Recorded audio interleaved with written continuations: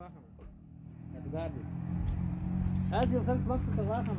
هسې اکثر واخم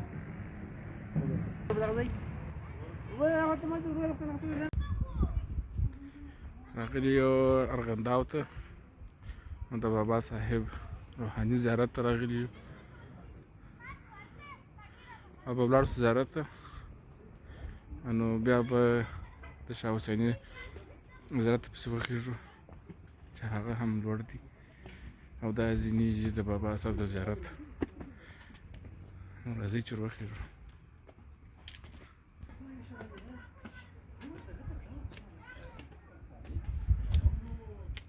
دا د زینو پر سر باندې یو اوس د هغه پسې خېږو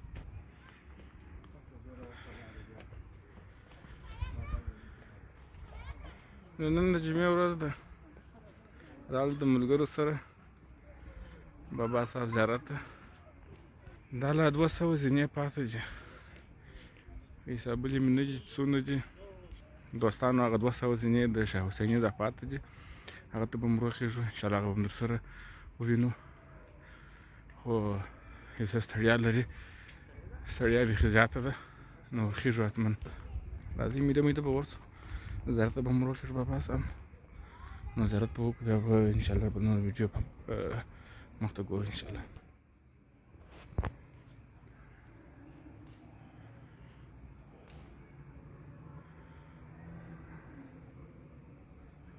دا د بابا صاحب زیارت دی دننه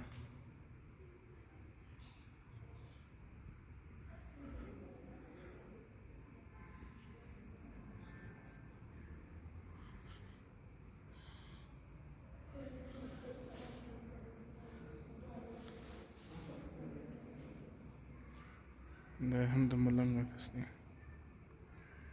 نو دوستانو زیارت مو وکړ راووتلو بل د باندې نو زه شاه حسیني ته نو دغه مخامخ لاره سیده خېږي د شاه حسیني زیارت نو زینې ډېرې دي نیمه نیمه کاسې به بس پر لارې سره وینو او د تاسو به رسوو انشاءالله ژوند مینوالګر روان دي د ملګري انډولانو سره دي هم مخته روان دي نور مېلهوال هم شته نو راځئ نو دوستانو تر اوسه پورې د زینو تر نیمایي پورې راورسېدلو نوره لار لا پاته ده ډېر دوستان مو شاته پاته دي ملګري راختلي یو زه خپله ډېر ستړی کړم نو دا دوستانو شاه حسیني ملنګ زیارت لوړ دی نو وربسو دا ځینې انشاءالله پر خلک راغلي دي لوړ ناست دي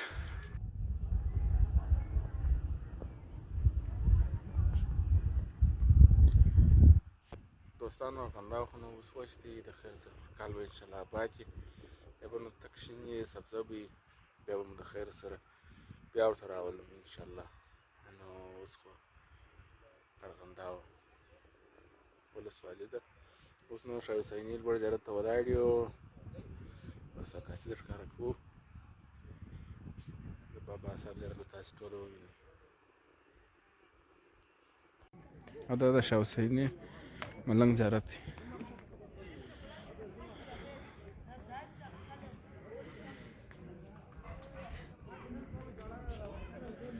دواړه ملنګانو زیارتونه دي ته بل ملنګ هم ورته ناست